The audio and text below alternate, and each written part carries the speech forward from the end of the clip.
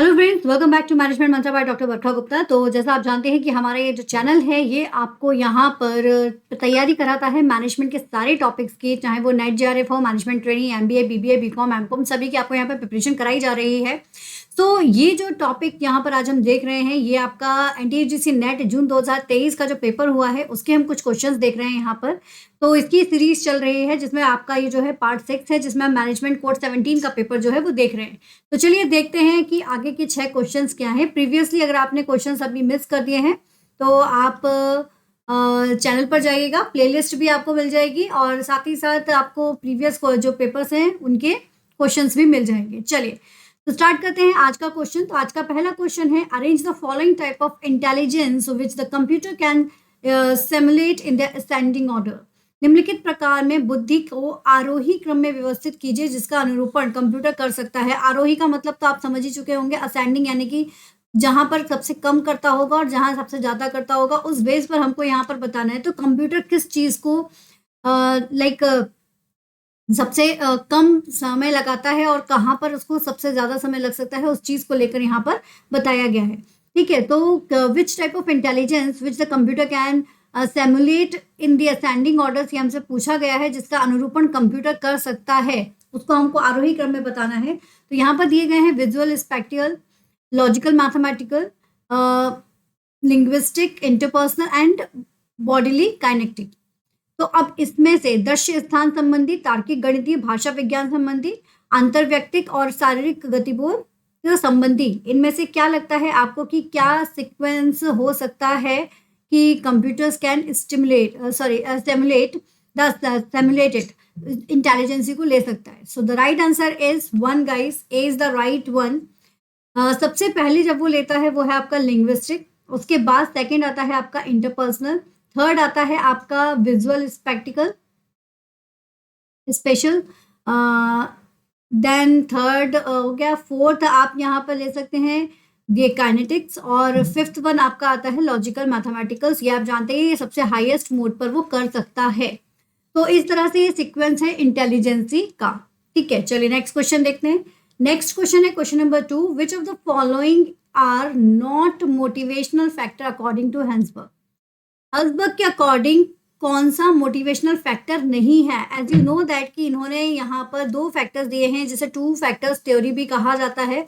एक था motivating factor और एक था आपका हाइजीन फैक्टर्स। जब कोई एंटर करता है ऑर्गेनाइजेशंस में उस समय पर जो फैसिलिटीज दी जाती हैं they comes under the hygiene factors, and for the long term benefit कि वो कंटिन्यू मोटिवेट रहे अपने वर्क के लिए, मोटिवेशन उसको मिलता रहे, उसके लिए मोटिवेटिंग फैक्टर्स दिए गए थे। तो इनमें से कौन कौन से फैक्टर्स हैं जो कि मोटिवेशनल फैक्टर्स नहीं है वो हमें बताना है। तो सभी को अगर वो डायग्राम याद हो तो आराम से आप इसको कर सकते हो, नहीं है तो उसको जरूर देखना, वैसे स्लाइड्स में आगे मिल भी जाएगा। तो interpersonal relation, work itself, achievement, advancement and salary, इसमें से कौन कौन सी चीजें हैं जो मोटिवेशनल फैक्टर्स के अंदर नहीं आती है।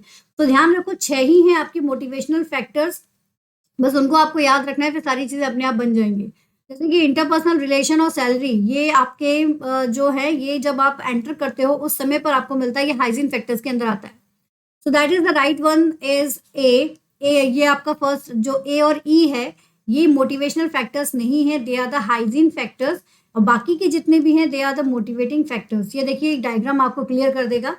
जब आप एंटर करते हैं देन आपको relationship with peers, company policy, physical work place, working condition, salary status, security, supervision, सारी चीजें मिलती हैं, बट कहीं ना कहीं आगे चल के ये आपको डिससेटिस्फाइड करने लगती है। तो for the continue satisfaction you required the motivation factor, achievement, recognition, work itself, job advancement opportunity and growth opportunities.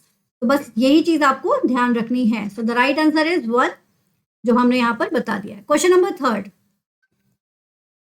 Which of the following should not, देखो यहाँ पर नॉट बड़ा छोटा सा दे दिया है कि सामने वाला कंफ्यूज हो जाए।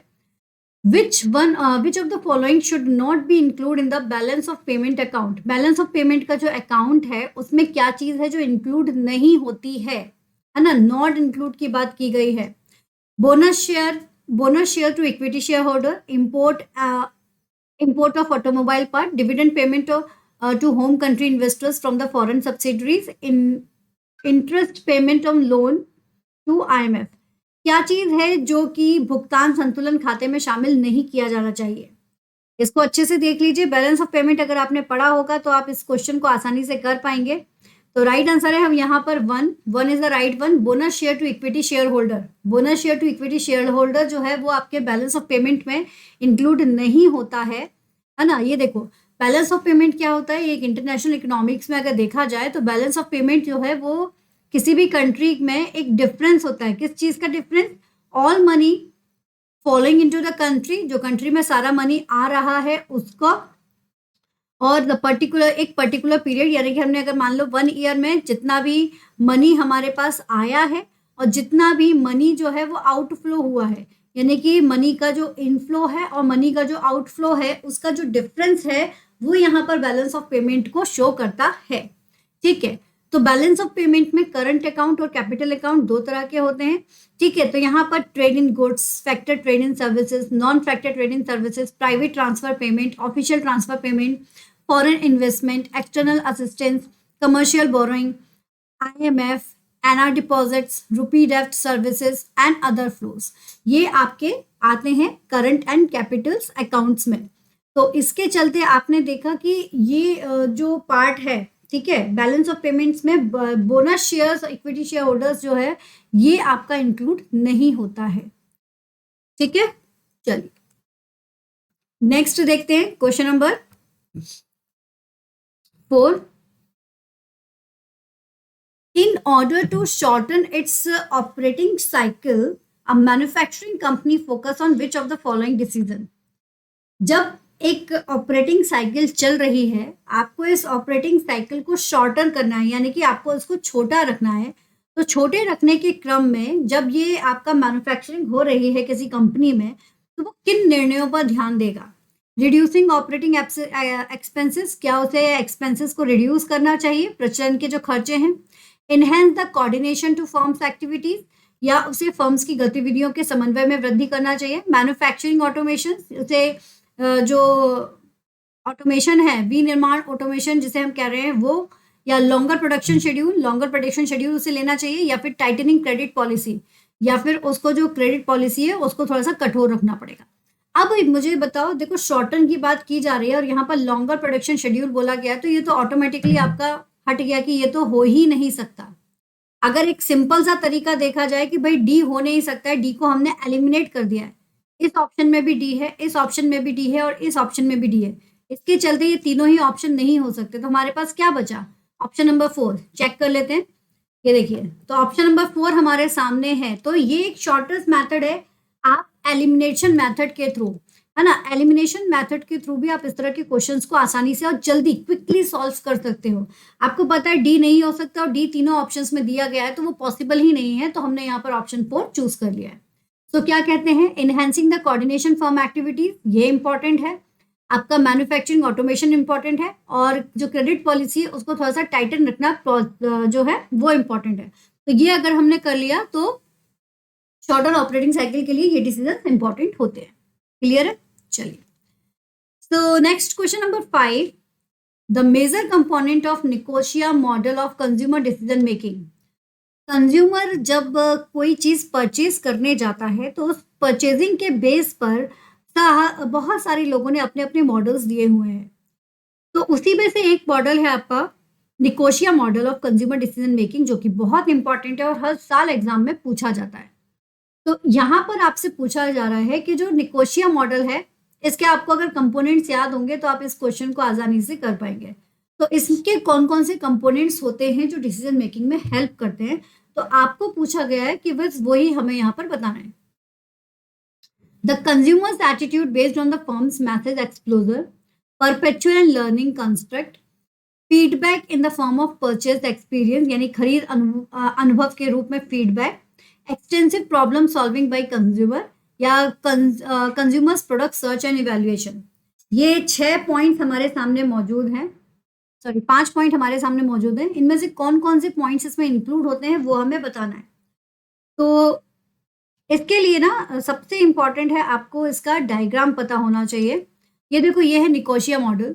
निकोशिया मॉडल कहता है कि भाई जो हमारा फर्म है उसका अपना एक एट्रीब्यूट्स होता है, उस एट्रीब्यूट से मैसेज जो है वो ट्रांसफर होता है और कस्टमर के एट्रीब्यूट से मिलता है। ठीक है, प्री डिस्पोजिशंस का मतलब हो गया कि उसने अभी तक डिसीजन नहीं लिया है उसे क्या खरीदना है, अभी तो वो बस सर्चिंग कर रहा है जाकर मार्केट में कि भाई अगर वॉशिंग मशीन खरीदनी है तो कौन सी कंपनी की खरीदनी है, ऑटोमेटिक खरीदनी है कि एडवांस खरीदनी है ना। तो वो सारी की सारी चीजें जो है वो यहाँ पर चेकआउट कर रहा है, अपना जो है वो एक तरह से एट्रीब्यूट्स यानी कैरेक्टरिस्टिक्स। तो ये फर्म्स के कैरेक्टरिस्टिक्स हो गए, ये कंज्यूमर के कैरेक्टरिस्टिक्स हो गए जिनको वो सर्च आउट करने के लिए कोशिश कर रहा है। अब उसका जो एटीट्यूड है वो यहाँ पर इंक्लूड हो गया। एटीट्यूड के बाद उसने क्या किया कि भाई उसने इवैल्यूएशन करना शुरू किया। इवैल्यूएशन यानी कि क्या हो गया कि जो भी उसके पास में ऑप्शंस थे उन सबको उसने सर्च आउट करना शुरू कर दिया। जब उसने सारे ऑप्शंस को सर्च आउट किया तो उसको कहीं ना कहीं कुछ ना कुछ बेनिफिट्स मिले, कुछ ना कुछ उसे पता चला कि यार एलजी का जो वॉशिंग मशीन है ये मुझे सही लग रहा है। तो उसको एक मोटिवेशन आया कि एलजी का सही है। तो उसके बेस पे उसने क्या किया, अपना एक्ट ऑफ परचेस यानी कि डिसीजन लिया। और यही जो डिसीजन है वो उसे परचेसिंग बिहेवियर के लिए उसे मोटिवेट करता है। और फिर उसने परचेज करा, उसे कंज्यूम किया और अपना फीडबैक जो है वो दिया। तो इसके चलते आप देखोगे ऑप्शन नंबर 2 यानी कि ये जो पॉइंट्स हैं ये आपके निकोशिया के डिसीजन मेकिंग में कंपोनेंट्स में इंक्लूड हो रहे हैं। क्या क्या चीजें, एक तो कंज्यूमर का एटीट्यूड, अभी हमने देखा एटीट्यूड इंपॉर्टेंट है। फिर हमने देखा कि फीडबैक भी जो है वो इस मॉडल में देखने को मिल रहा है, और प्रोडक्ट का सर्च और इवैल्यूएशन भी देखने को मिल रहा है, यानी कि ये दो चीजें वहां पर मौजूद नहीं थी। ठीक है, चलिए नेक्स्ट हम देखते हैं, ये कुछ इसके बिहेवियर्स हैं वो आप पढ़ लीजिएगा। क्वेश्चन नंबर 6 बहुत ही सिंपल है। यहाँ पर कुछ प्रोडक्शन की कॉस्ट दी गई है और यहाँ उसके मीनिंग दिए गए। Implicit cost, margin cost, incremental cost और संरक्षण कॉस्ट, इनके मीनिंग अगर आपको पता है इस क्वेश्चन को आसानी से आप सॉल्व कर लेंगे। ऑप्शन है इसका 3। इम्प्लिसिट कॉस्ट क्या कहती है, तो इम्प्लिसिट कॉस्ट कहती है कि imputed value of input on and used by the firm, अंतर्निहित लागत, कंपनी द्वारा धारित एवं प्रयुक्त किए गए निवेश का निवेशित मूल्य जो है वो इम्प्लिसिट कॉस्ट कहलाता है। मार्जिनल कॉस्ट किसे कहा जाता है, मार्जिनल कॉस्ट आपका होता है change in the total cost per unit change in output. ठीक है, यानी कि प्रति इकाई कुल लागत में परिवर्तन परिणाम में परिवर्तन करता है। फिर आता है इंक्रीमेंटल कॉस्ट। इंक्रीमेंटल कॉस्ट कहता है total increase in cost resulting from the implementation of a particular marginal decision. और श्रंक कॉस्ट हमारा क्या कहता है, तो श्रंक कॉस्ट हमारा कहता है the cost that are not affected by the marginal decision, sorry managerial decision. ठीक है, मैनेजरियल डिसीजन। तो इस तरह से ये आपकी मैचिंग यहाँ पर होती है। तो सभी के अगर मीनिंग आपको पता है तो इस तरह के क्वेश्चन आप आसानी से कर सकते हैं। So this is all about today, ये था हमारा आज का session. Thank you so much guys. तो if you like the video then उसको लाइक करना बिल्कुल मत भूलिए, शेयर कीजिए, टेलीग्राम ज्वाइन कर लीजिए, इसका पीडीएफ आपको जल्दी शेयर किया जाएगा। फर्स्ट टाइम है तो सब्सक्राइब जरूर कीजिए चैनल को और बेल आइकन जरूर प्रेस कीजिए। सारा की सारा जो हमारा लाइक कोड 17 है उसका प्लेलिस्ट अलग से यूनिट वाइज बना हुआ है, तो उसको आप देख लीजिए और सारा की सारा आप लोगों को जो लिस्ट है वो मिल जाएगा और सारे यूनिट्स आपके कवर हैं उनको अच्छे से पढ़ लीजिए और यूनिट वाइज हैं तो आप लोगों को काफ़ी हेल्पफुल रहेगा। Thank you so much, keep study hard with smart, all the best.